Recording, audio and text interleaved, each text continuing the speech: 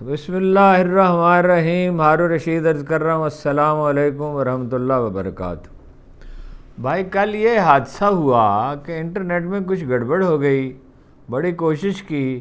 عام طور پہ یہ 12 بجے 2 بجے 1-2 بجے یہ اپلوڈ کر دیتے ہیں، لیکن وہ انٹرنیٹ کی خرابی وجہ سے کل شام کو 6 بجے ہوا.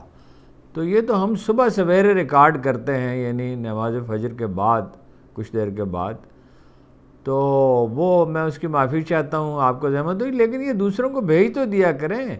یہ آپ کے لیڈر کے خیالات ہیں، پی ٹی آئی کے ورکروں سے کہہ رہا ہوں. باقی لوگ بھی اس سے سیکھ سکتے ہیں، اس میں بہت سے علمی نکات ہیں. بڑی مشقت کی ہے خان صاحب نے، اور میرا خیال ہے کافی مشورہ بھی کیا یہ لکھنے سے پہلے کتاب، اور بڑی انپٹ لی. اور علامہ اقبال والا تو وہ خود مجھے بتاتے تھے، علامہ والے چیپٹر لکھنے کے لیے کافی ڈسکشنز کیں، یعنی جو ماہر اقبالیات کے ماہر تھے. تو یہ دوسروں کو بھیجیں، اسی میں سے تحریک انصاف کو منشور بن سکتا ہے. اس وقت آپ کو کوئی منشور نہیں ہے، باتیں ہی باتیں ہیں. جس نظریے کی آپ بات کرتے ہیں اس کی کوئی ٹھوس مسئلہ، اس میں اقبال کا ذکر ہے، اس میں قائد اعظم کا ذکر ہے، اس میں غلامی کے اثرات. خاص طور پہ سب سے اہم یہ ہے کہ غلامی نے ذہنوں پر کیا اثرات مرتب کیے. اور یہ پھر میں آخر میں جب یہ کتاب ختم ہو جائے گی تو میں آپ کو بتاؤں گا کہ یہ آدمی غلامی کے اثرات سے بچ کیسے گیا. یہ ایکسیپشن قدرت کیسے، اس کا قانون کیا ہے، کوئی ایکسیپشن پیدا کرتی ہے جب معاشرے میں وہ تبدیلی چاہتی ہے یا خرابی پیدا کرنی ہو. تو پھر ڈونلڈ ٹرمپ جیسے لوگ پیدا ہو جاتے ہیں. جب کسی کا احتساب کرنا ہو تو اللہ کے کسی بندے کو یہ طاقت عطا کرتا ہے، ایکسیپشن پیدا کرتا ہے. تو وہ میں عرض کروں گا آپ سے. تو اس کی بڑی اہمیت ہے، آپ اس کو پوری اہمیت دے نہیں رہے. مجھے اس سے غرض نہیں، تو کتاب چھپ چکی. 2012 میں نے اس کا ترجمہ کیا تھا، اور اس کی رائلٹی بھی ہضم کی ہوئی مجھے کوئی بھی ہو گئے 12 سال ہو گئے 11 سال ہو گئے. مجھے اس سے دلچسپی نہیں ہے، میری دلچسپی اس سے ہے کہ آپ اسے لرن کر سکیں. اور یہ سلسلہ ایک نیا چینل بنائیں گے، اس پہ تاریخی واقعات، صرف یہی ہے کتاب نہیں، بہت سی کتابیں آپ کو پڑھ کے سناؤں گا، کچھ کو ری رائٹ کر کے لکھوں گا، کچھ کا خلاصہ لکھوں گا. تو بسم اللہ الرحمن الرحیم. برطانوی کے لکھتے ہیں عمران خان صاحب، برطانوی استعمار اور نظام تعلیم کے اثرات صرف انگریزی زبان اور کرکٹ تک محدود نہ رہے. استعمار نے 1 صدی تک اسے مقامی ثقافت کو تباہ کرنے اور اپنی پسندیدہ اشرافیہ تخلیق کرنے کے لیے استعمال کیا. اشرافیہ کیا ہے؟ بدماشیہ ہے. انگریز تعداد میں بہت کم تھے، براہ راست وہ اس وسیع و عریض ملک پر حکومت نہیں کر سکتے تھے. چنانچہ تہ در تہ انہیں ایسے گروہوں کی ضرورت تھی جو ان کے لیے کام کریں. غلامی سے پیدا ہونے والا یہ غلیظ ترین پہلو تھا. میں نے لاہور کے ایچیسن کالج میں تعلیم پائی، جو برطانوی راج میں بنائے گئے اہم ترین اداروں میں سے ایک ہے. اپنے ہم جماعتوں کی طرح اس دور میں بھی یہ سمجھتا تھا کہ ہم اردو میں تعلیم دینے والے سرکاری اسکولوں کے طلباء سے بہتر ہیں. ان اداروں میں مضامین کی تدریس انگریزی زبان میں ہوتی. طلباء کو حکم دیا جاتا کہ وہ باہم انگریزی میں گفتگو کریں. ایک دفعہ نوٹس لکھ کے دیے میں نے خان صاحب کو اردو میں، تو انہوں نے حیرت سے میری طرف دیکھا اور کہا یہ تو اردو ہے. تو میں نے کہا اردو ہے تو کیا آپ اردو پڑھ نہیں سکتے؟ پڑھ تو سکتا ہوں، انگریزی میں ہوتا تو بہتر تھا. اسکول کے اوقات میں اگر کوئی بچہ اردو بولتا ہوا پایا جاتا تو اس پہ جرمانہ عائد ہوتا. غلامانہ ذہنیت کی حد ہے ایچیسن کالج میں. اگر اس دور میں، اب تو پتہ نہیں کیا ہے، اگر اردو میں بات کرتا کوئی دوسرے تو اس پہ جرمانہ عائد کیا جاتا. آئین میں ہر چند یہ لکھا تھا کہ پاکستان کی قومی زبان اردو ہے. آئین یہ کہتا تھا. اور ہمارا اشرافیہ، وہ قومی اسمبلی کے ایک اسپیکر نے ملکہ برطانیہ سے کہا تھا، ہماری میں نام نہیں ان کا لینا چاہتا، اب اس دنیا میں نہیں ہے، کہ ہم اب بھی اپنے آپ کو آپ کی رہائی سمجھیں. رہائی ہیں ذہنی طور پر. یہ مسلمانوں نے خاندان کا ادارہ بدلا. خان صاحب نے جو کرکٹ میں کامیابی حاصل کی، ایک بڑا اہم نقطہ آپ کی خدمت میں عرض کرتا ہوں. اس کی ایک وجہ یہ تھی، why he was a good captain, کہ وہ انگریزوں سے رتی برابر بھی مرعوب نہیں تھے. انہیں یہ بات سمجھ میں آ گئی تھی کہ کچھ بھی نہیں ہے. وہ کاؤنٹی کھیلتے کھیلتے، ویسے بھی ان کا مزاج بھی ایسے ہی تھا، اپنے آپ پہ اعتماد بہت زیادہ تھا. تو کاؤنٹی کھیلتے کھیلتے سمجھے کوئی چیز ہی نہیں ہے. یہ جو آدمی غلامی سے بچ جاتا ہے، آزاد ذہن سے سوچتا ہے، اور اکلوتے بیٹے ہونے کی وجہ سے اعتماد بھی بہت زیادہ تھا، rather he was over confident, اور زیادہ ورزش کی وجہ سے بھی بڑا اعتماد ان میں پیدا ہوا. یہ ایک الگ نقطہ کسی وقت ایکسپلین کروں گا. ایک دفعہ ایک چیف آف آرمی اسٹاف نے مجھ سے پوچھا عمران کو کیا پرابلم ہے؟ میں نے کہا وہی جو زیادہ ورزش کرنے والوں کو ہوتا ہے. انہوں نے کہا کیا؟ میں نے کہا اوور کانفیڈنس. مسلمانوں نے خاندان کا ادارہ بچا لیا اور عبادات کے رسوم بچا لی. خود کو قدیم عہد کے پسماندہ لوگ سمجھنے لگے. وہ خود کو قدیم عہد کے پسماندہ لوگ سمجھنے لگے. بس ایمان بچ گیا جو جتنا بچ گیا. ہماری تعلیم ہمیں یہ بتاتی کہ اگر ترقی کرنی ہے تو برتر استعمار کی تقلید کرنی ہوگی، امپیریلزم کی، انگریزوں کی. ہم برطانیہ کے پبلک سکولوں کے نکال تھے. ہمارے رول ماڈل کھلاڑی ہوں، فلمی ستارے یا عوامی گلوکار، سب کے سب مغرب سے تعلق رکھتے تھے. ان کے اداکار، کھلاڑی اور گانے والے مزید برآں پرانی نسل مغرب سے مروب تھی اور ان کی ثقافت سے بھی خواہ ان میں سے بیشتر دل میں اسے ناپسند ہی کرتے ہوں. بہت بعد میں مجھے اندازہ ہوا کہ ہماری تعلیم ہمیں خود اپنے آپ سے کتنا دور لے جاتی اور کتنا بیگانہ کر دیتی ہے. اب ان سکولوں میں دیسی امریکن پیدا ہوتے ہیں اور انداز اور اظہار میں وہ 7 سمندر پار والوں کی نقل کرتے ہیں. ہالی ووڈ کی فلمیں دیکھ کر وہ بیس بال کے کھلاڑیوں ایسی ٹوپی پہنتے ہیں. پرانی نسل انگریزوں کی دل دادا تھی، نئی نسل امریکیوں کی دل دادا ہے. پاکستان بننے کے بعد انگریزی طرز کے سکولوں سے ہمیں فوراً ہی نجات پا لینی چاہیے تھی. سنگاپور، یہاں میں ایک اور نقطہ آپ سے عرض کرتا ہوں. ہر عہد کی ایک زبان ہوتی ہے. کبھی دنیا کی زبان لاطینی تھی، کبھی یونانی تھی، کبھی رومن تھی، کبھی عربی تھی، کبھی فارسی تھی. ابھی 3 صدیاں پہلے تک دنیا کی زبان اصل میں فارسی تھی. سارا سینٹرل ایشیا اور انگریز بھی فارسی سیکھتے تھے. بر صغیر میں سارا کاروبار فارسی میں ہوتا تھا، ایران میں، سینٹرل ایشیا میں. اس دور کی زبان انگریزی ہے. زبان ضرور آنی چاہیے انگریزی، لیکن اس کے رنگ میں رنگے جانا بالکل ایک دوسری بات ہے. پاکستان بننے کے بعد انگریزی طرز کے سکولوں سے ہمیں فوراً ہی نجات پا لینی چاہیے تھی. سنگاپور، ملائیشیا اور بھارت میں آزاد حکومتوں نے تمام تعلیمی اداروں کے لیے یکساں نصاب نافذ کیا. خان صاحب بھی کرنا چاہتے تھے، وہ بالکل تیار ہو رہا تھا کہ جب ان کی حکومت ختم کی گئی جنرل باجوہ نے اور وہ کیا تھا ڈونلڈ لو نے. لیکن میں نے اس کا کچھ تحقیق کیا، ڈونلڈ لو کے اوپر بھی کوئی تھا، اس کی تفصیل کسی وقت آپ سے عرض کروں گا. پاکستان میں انگریزی تعلیمی اداروں کو قائم رہنے دیا گیا. نوبت یہاں تک پہنچی کہ اب تک ان طلباء کے لیے کتابوں کا انتخاب بھی مغرب میں ہوتا ہے. ان سکولوں سے نکلنے والے نوجوانوں کو دوسروں کے مقابلے میں بہتر موقع ملتے ہیں سول سروس میں، خاص طور پر اس لیے کہ وہ اچھی انگریزی بولتے ہیں، مقامی نہیں غیر ملکی لہجے میں انگریزی بولتے ہیں. اپنی ثقافت کو وہ ناپسند کرتے ہیں. ان میں سے خاص طرح کی خود ترحمی جنم لیتی ہے. اپنے آپ پر ترس کھانے کی عادت پیدا ہوتی ہے اور المناک احساس کمتری پیدا ہو جاتا ہے. دو اجنبی جب ایک دوسرے سے ملتے ہیں تو ان میں سے ایک فوراً ہی انگریزی کے کچھ الفاظ لڑکا دیتا ہے تاکہ اسے معقول، مہذب اور تعلیم یافتہ مان لیا جائے. ہم انگریزی تاریخ، انگریزی فلموں، کھیلوں، ناولوں اور لباس سے متاثر تھے. ہم ان کا مذاق اڑاتے جو ڈھنگ سے انگریزی نہ بول سکتا. غلط اردو بولنا فیشن تھا. عید اور جمعہ ایسے تہواروں کے سوا ہم شلوار قمیض پہننے سے گریز ہی کرتے. 16 سال کی عمر میں جب لاہور کرکٹ ٹیم کا ممبر بنا تو دوسرے کھلاڑیوں کے ساتھ بات کرنے میں مجھے دشواری کا سامنا ہوتا. غور کیجئے کیا المیہ ہے. وہ اردو میں تعلیم دینے والے سکولوں سے آئے تھے، وہ یکجا ہو کر ہمارا مذاق اڑاتے.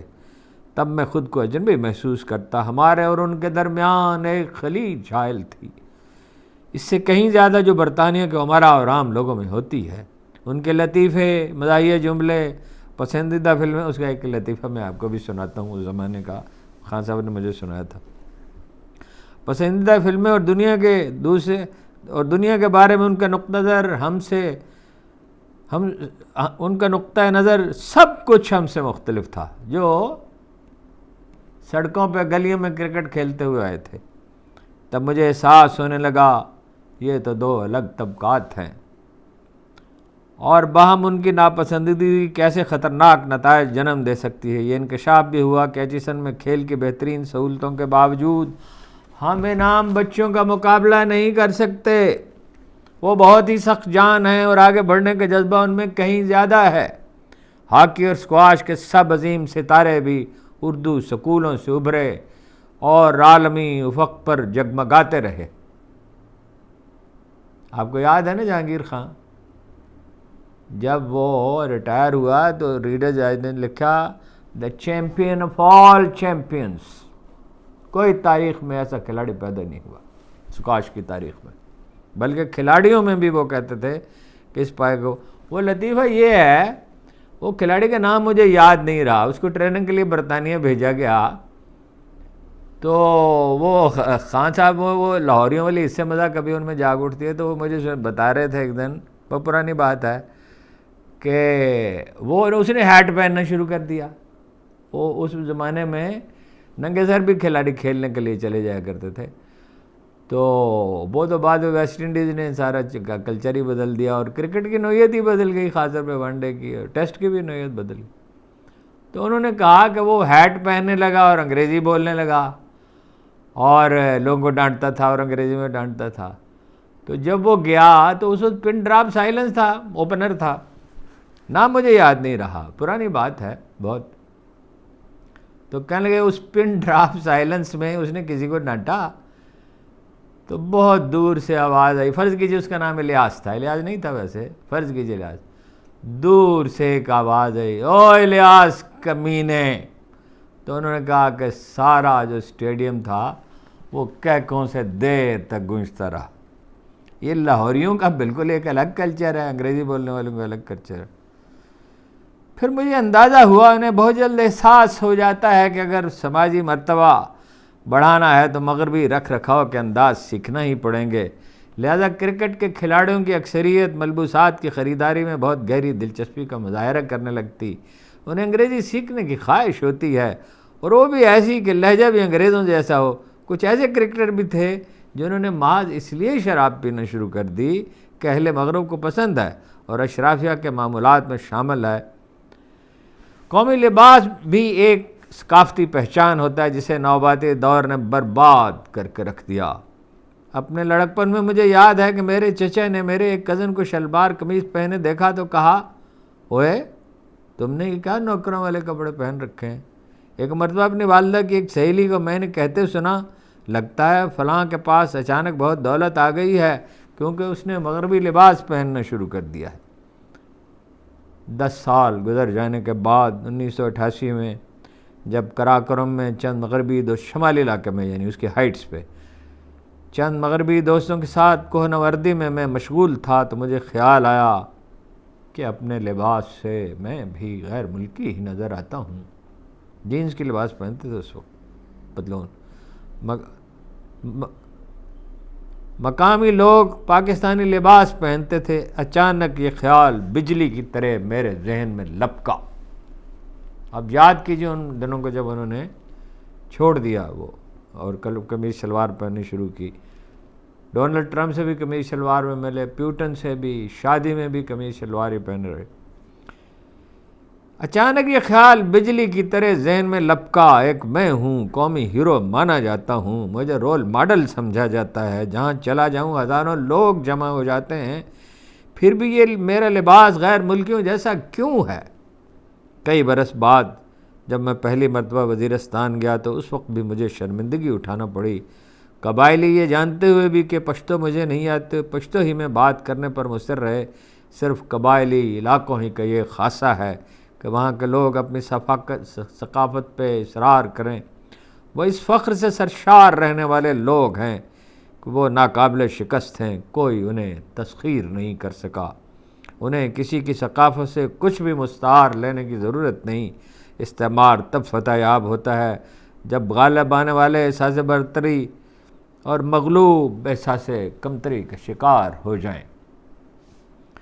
سب کدوش سول اور فوجی افسروں میں استعماری روایات کا اب بھی غلبہ ہے۔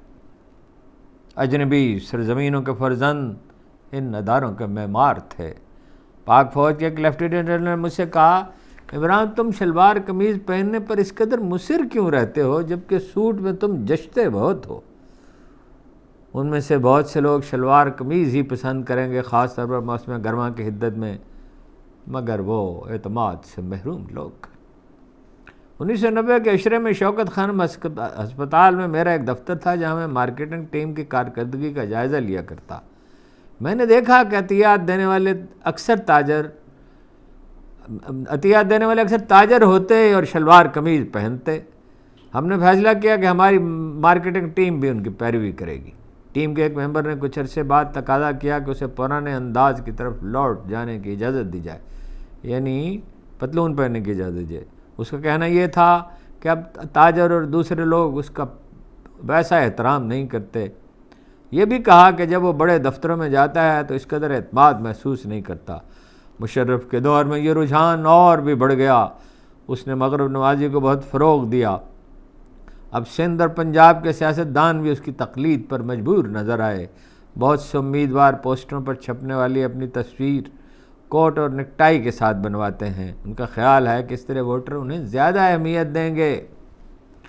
تاریخ کے کسی بھی طالب علم کے لیے غالب تہذیب کی پیروی کے مناظر اجنبی اور تعجب خیز نہیں۔ اٹلی کے علاقے سسلی نے 11ویں صدی میں عرب فاتحین سے آزادی چھین لی تھی، مگر آئندہ 50 برس تک سسلی میں 6 ماہ تک مسلمان حکومت کی زیادہ عرصہ نہیں رہی، یا اس سے کچھ زیادہ۔